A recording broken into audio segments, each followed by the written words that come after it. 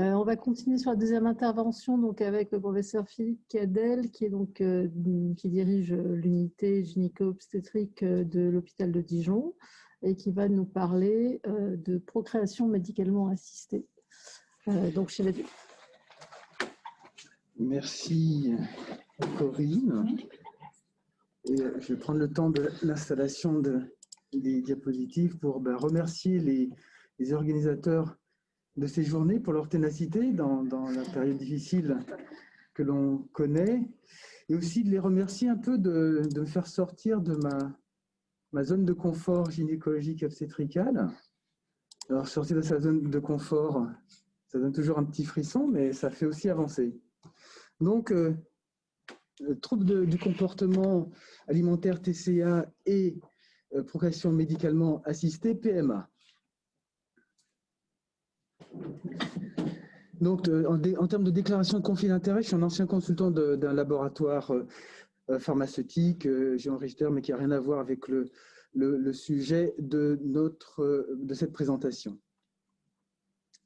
Alors, donc, la question des TCA et de l'AMP, en fait, en recherchant dans la littérature, il y a peu de données sur ce problème spécifique, et en fait, les données que l'on peut retrouver sont assez hétérogènes.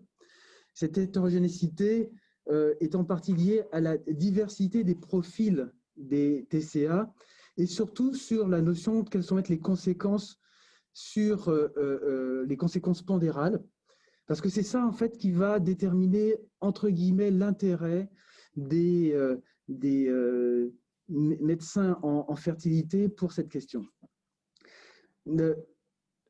Concernant ces TCA et si on veut dire le versant en restriction alimentaire, on voit qu'il y a peu d'impact de ces TCA, surtout que l'on se situe dans une situation qui vient après les périodes aiguës. On est plus déjà dans la femme adulte que chez l'adolescence. Et que, en fait, dans les situations vraiment d'anorexie mentale en cours de prise en charge, on a rarement, ou je n'ai pas la notion qu'il y ait une demande spécifique d'aide médicale à la procréation. Cependant, si on regarde un petit peu le problème dans le sens inverse, on retrouve dans les données de la littérature jusqu'à 20% de TCA chez les femmes qui consultent en AMP. Et la prévalence des TCA est à 5 fois plus importante en AMP que dans la population générale. Et dans un groupe bien particulier qu'on appelle la stérilité dite inexpliquée, c'est-à-dire les stérilités pour lesquelles on fait le bilan complet du couple et on retrouve aucune des causes connues, en tout cas actuellement, d'infertilité. Donc dans ce groupe spécifique dit de stérilité inexpliquée, les TCA sont plus fréquents. Alors... Non, c'est toi, le souci, c'est moi. Donc, de façon un peu pragmatique, avec la vision du praticien en AMP, ce qui va déterminer, entre guillemets, son intérêt, on va voir cet élément-là le long de cette présentation, c'est l'impact du trouble du TCA sur l'IMC. Donc, je rappelle l'IMC, c'est le poids multiplié la taille au carré.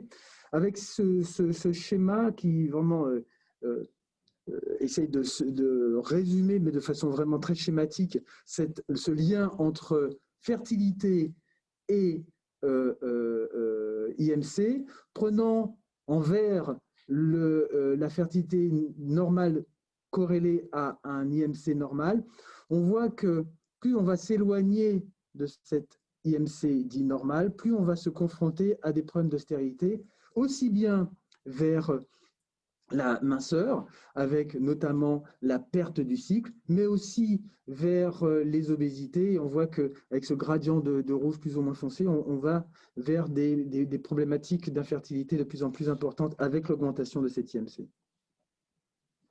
Alors, concernant la maigreur et la dénutrition, on va dire schématiquement orientée vers l'anorexie, on trouve des règles qui vont prédominer dans ce groupe, comme ça a été expliqué précédemment, associées aussi avec à des carences et des déficits en vitamines, que l'on sait qui ont une importance dans le bon fonctionnement et la bonne qualité ovicitaire, et avec, comme je l'ai dit, le lien entre IMC et le fonctionnement de reproduction chez l'homme, chez la femme, mais aussi chez l'homme. Cependant, on sait aussi que cette fertilité, et comme vous l'avez été précisé précédemment, que même une absence, une aménorrhée peut déboucher à la fin de cette aménorrhée par une fertilité assez rapidement. Comme on a l'exemple, dans des situations bien éloignées de la problématique de TCA, mais de cette situation de dénutrition dans des situations populationnelles, comme on le voit le cas des femmes enceintes dans les camps de réfugiés en situation de famine, ou alors le boom démographique faisant suite aux conflits mondiaux du XXe siècle. Avec sur ce graphique du taux de fécondité par femme, on voit une baisse très drastique au cours des deux conflits mondiaux du XXe siècle, mais avec une réapparition très rapide de la fertilité. Mais en sachant que là, on est en des situations populationnelles. Donc, surtout dans la littérature, concernant ce problème de dénutrition et de fertilité, on aura quand même une littérature qui sera surtout abondante sur les effets d'une bonne alimentation, aussi bien quantitative que qualitative, sur une fertilité, en tout cas sur l'amélioration de la fertilité. Comme je l'ai dit, les études populationnelles sont surtout en argumentaire démographique et sociologique plus que organique. Et enfin, il y a la dénutrition liée à l'infécondité, c'est-à-dire au déroulement de la grossesse et à l'issue de grossesse par un enfant vivant, plus donc dans des préoccupations obstétricales et moins à des préoccupations de fertilité. Intéressant donc le professionnel en AMP. Alors on peut aussi se poser la question, quelle va être l'influence de l'AMP sur l'évolution du TCA?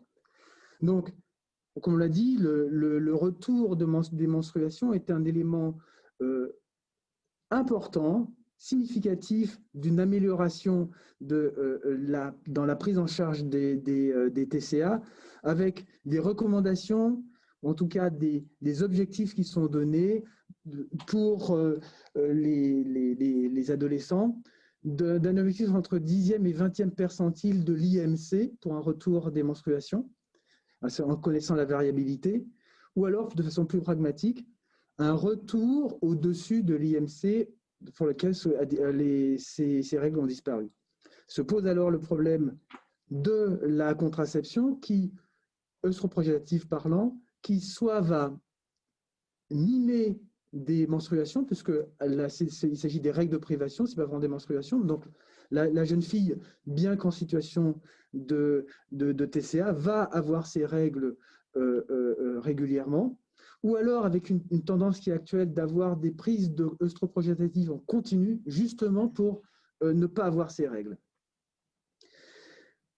Les femmes qui ont un antécédent de TCA consultent plus souvent pour des préoccupations d'infertilité.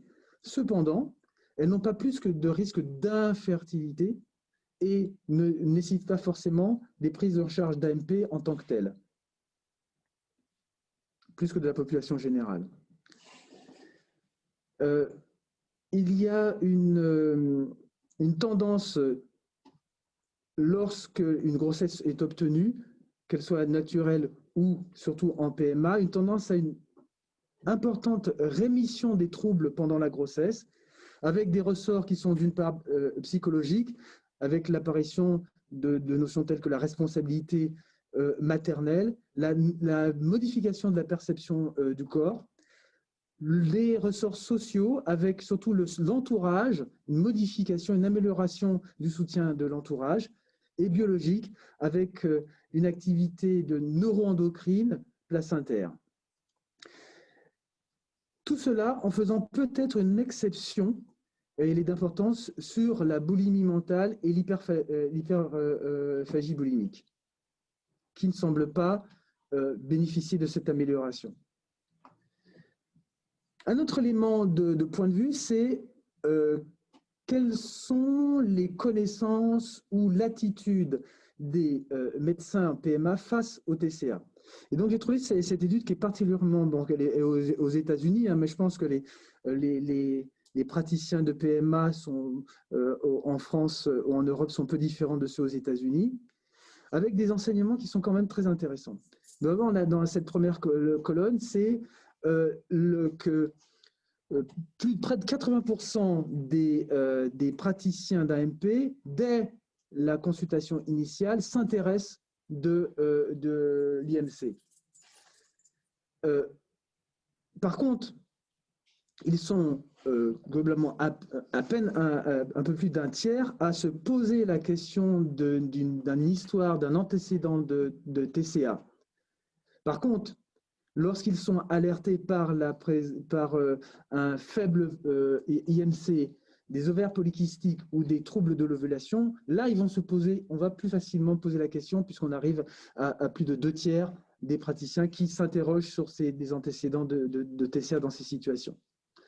Inversement, on voit qu'on n'a même pas 10% de ces praticiens qui suivent des guidelines de prise en charge de TCA, et inversement, près de, on va dire, 100%, puisqu'on a plus de 96%, sont intéressés par une éducation, une information sur ces TCA et d'avoir des guidelines pour la prise en charge de ces troubles alimentaires. Alors, on l'a vu, c'est que très facilement, dès la première consultation, la majorité des praticiens vont s'intéresser à l'indice de masse corporelle parce que ce qui va les intéresser, leur point de vue, c'est est-ce qu'il y a une obésité. C'est vraiment ça, dans les troubles, dans les TCA, c'est ce qui va intéresser le praticien en AMP à cause de l'impact négatif de l'obésité sur la fertilité. L'obésité est, de façon globale, hein, si on prend la fertilité comme une problématique de couple, va agir sur une altération du spermogramme, va agir en termes de dysfonctionnement érectile, de diminution d'ovulation, de complications du déroulement de la grossesse, de réduction des résultats de la PMA, et sachant que on a pour tous ces éléments une cause et que l'amélioration de cette cause, c'est-à-dire la prise en charge de l'obésité, va améliorer la fertilité. Donc on a une cause et la prise en charge de cette cause va améliorer les résultats de l'AMP et aussi obstétricaux.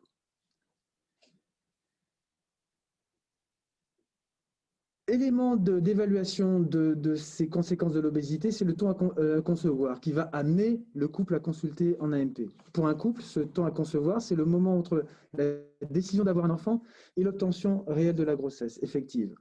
Si on fait une comparaison entre les IMC inférieurs à 25 versus plus de 35, le temps à concevoir est significativement plus élevé dans cette seconde population d'obésité de deuxième niveau. Encore toujours sur l'obésité, là sur un versant plus global donc d'infertilité, donc de couple, notion de couple, on reconnaît une baisse séculaire donc dans les 70 dernières années de la qualité du sperme sur la notion de numération, avec de plusieurs éléments mis en cause, que ce soit les polluants, des modifications hormonales, qu'elles soient endo ou exogènes, modifications métaboliques, des troubles de la sexualité et de la température scrotale qui seraient plus importants en cas d'obésité. Là aussi, dans la qualité du sperme, il y a la numération, il y a aussi la mobilité. On voit aussi que l'obésité influe de façon négative sur cette mobilité des spermatozoïdes. Et enfin, sur la frange très importante des modifications du spermogramme qu'on appelle les oligozoospermies, c'est-à-dire qu'il y a très peu de spermatozoïdes dans le sperme. Là aussi, l'obésité est un facteur favorisant pour cette classe particulière d'anomalie du sperme. Le versant féminin, très rapidement, parce que c'est des données maintenant qui sont largement reprises dans la littérature, l'obésité va agir sur tous les éléments qui conduisent à une bonne fertilité, que ce soit sur la qualité de l'ovocyte, la qualité d'endométriate, donc de réception au niveau de l'utérus, le fonctionnement de l'ensemble de la machinerie hormonale au niveau ovocytaire, mais aussi au niveau de l'organisme avec une insulinorésistance qui joue un rôle important. Au niveau central, au niveau des hormones gonadotropes et aussi au niveau des hormones de transport des stéroïdes. Voilà donc une activité très large et multifactorielle de l'obésité comme facteur défavorisant de la fertilité. Et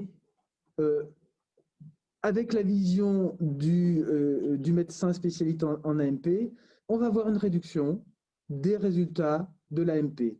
Avant transfert, c'est-à-dire dans la période qui précède, qui précède le moment où on va remettre en place un embryon formé in vitro, augmentation de la consommation des hormones nécessaires pour la stimulation, augmentation de la durée de stimulation, tous ces éléments étant défavorables pour la qualité et des résultats. Augmentation du nombre de cycles annulés pour hypo ou hyperstimulation, diminution du nombre de follicules recrutés et diminution du nombre d'ovocytes recueillis. Avec, in fine, en termes de résultats d'AMP, une diminution de l'implantation, c'est-à-dire au moment où on a remis un embryon cette implantation est diminuée par l'obésité, la diminution des grossesses dites cliniques et la diminution du nombre d'enfants vivants, c'est-à-dire obtenus au final au retour à la maison. Avec aussi une influence qui n'est pas binaire de l'obésité, puisque plus l'obésité va être importante, plus ses conséquences seront négatives sur les résultats de l'AMP.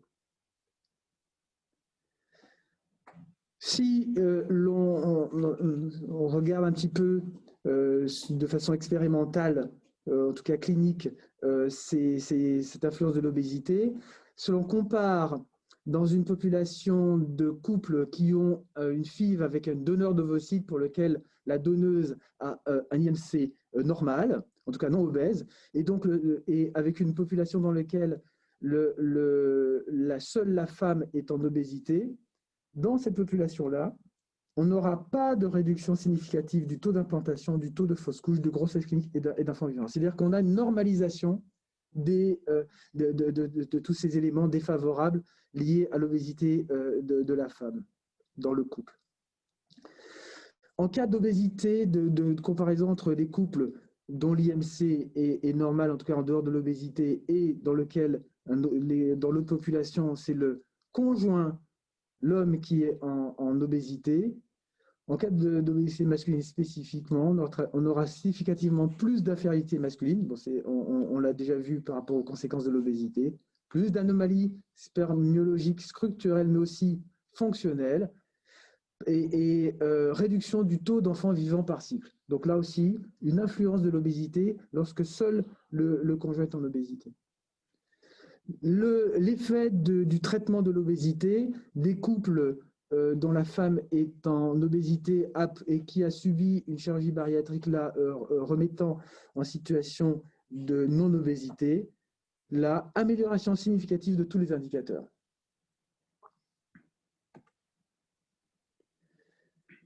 Donc tout cela va avoir un impact sur la politique même des centres de PMA vis-à-vis des TCA et surtout des TCA dont la conséquence va être une IMC important. Soucieux de leur statistique, bon nombre de centres vont avoir au mieux intégré des programmes d'aide à la perte de poids, mais le plus souvent refusent les patients selon l'IMC avec des limites qui sont variables. La prise en charge d'anesthésique représente aussi un obstacle. La prise en charge des comorbidités représente aussi un obstacle supplémentaire. Les centres qui ont les plus grosses activités, entre guillemets, donc qui sont les plus performants, ont plus fréquemment des politiques limitatives.